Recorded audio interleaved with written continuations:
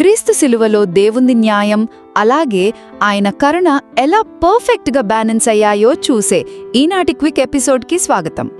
అసలు పవిత్రుడైన దేవుడు మన పాపాలను శిక్షిస్తూనే మనల్ని ఎలా క్షమించగలడు అనే ఒక అతిపెద్ద చిక్కు ప్రశ్నకు బైబిల్లోని బాధలు పడే సేవకుడు అనే కాన్సెప్ట్ ఒక అద్భుతమైన సమాధానం ఇస్తుంది.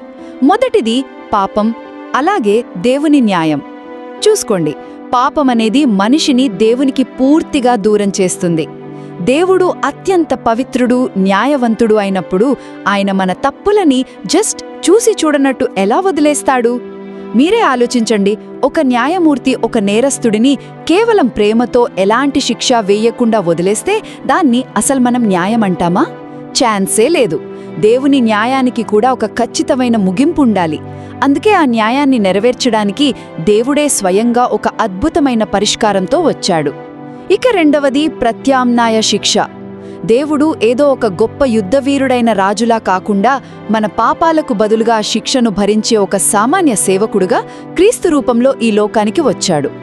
పాత రోజుల్లో పాపాలకు ప్రాయశ్చిత్తంగా అమాయకమైన గొర్రెపిల్లలను బలి ఇచ్చేవారు కదా, సరిగ్గా అలాగే క్రీస్తు తన ప్రాణాన్ని అర్పించాడు.